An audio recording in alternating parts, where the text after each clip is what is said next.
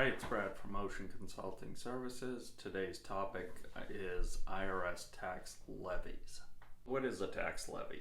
It's a seizure of your property. It can be real or personal property. Some examples are your home, land, vehicles, money in your bank account, retirement plan assets, etc. So it's a taking of your property. It is a method of last resort by the IRS. It's used in circumstances where taxpayers are unresponsive or they're not providing requested information. Before a levy can be made, the IRS has to go through a certain number of steps. They have to issue a notice and demand for the amounts owed. They have to issue a notice of intent to levy, and they have to issue a notice of your rights to a hearing. So a levy does not happen immediately. The IRS typically has to go through a number of steps in order to enforce a levy. The IRS can't just take your property because you have a tax debt. I think that's a common misperception. In order to get to a levy situation, again, it's usually a last resort. Typically, taxpayers are not responding. The IRS has issued a number of notices, even with respect to the levy, and then the levy gets implemented. Importantly, they can be avoided. The key is communication. It's talking to the IRS, it's opening the mail, it's dealing with the tax debt. Again, levies are typically not used when taxpayers are actively working with the IRS. And the IRS wants to avoid these. The levies are where the bad publicity comes from.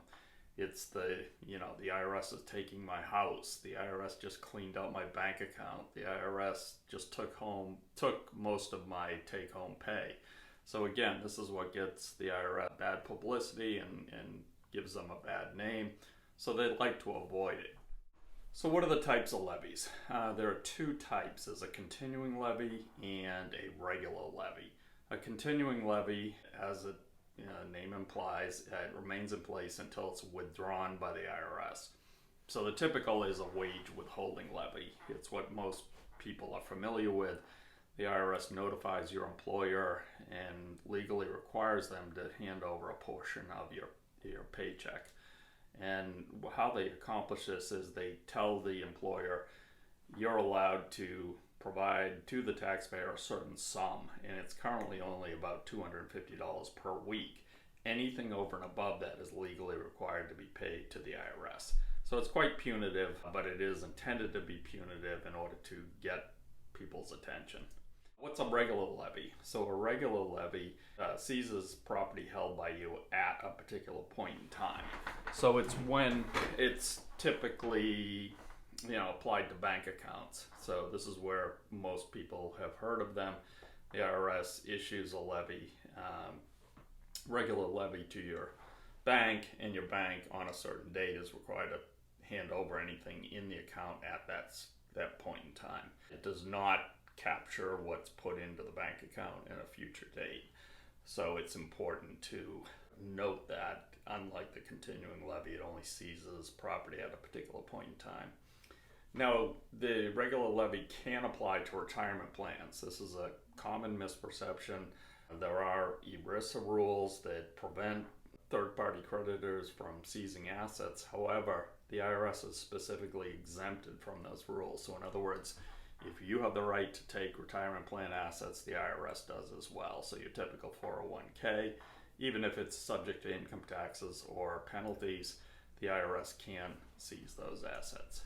Now, another area that the IRS uses the regular levy is in the independent contractor area. It applies to amounts owed by businesses to non-employees, so your typical 1099 type workers. It only applies, again, it's a regular levy, only applies to what is owed by the business to that independent contractor at a particular point in time.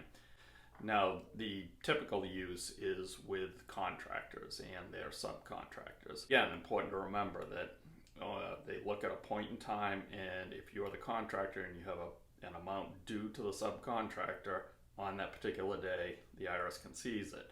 If you don't owe them anything on that particular day, there is nothing to seize. The penalty for not complying with the levy. So if you're a business ordered to withhold and you don't withhold, the penalty is severe. It's 50% of what you should have withheld. So if you're an employer, comply with the levy. Once in place, again, a levy can be released. Again, communication with the IRS is key. In summary, my best advice is to open your mail and communicate with the IRS.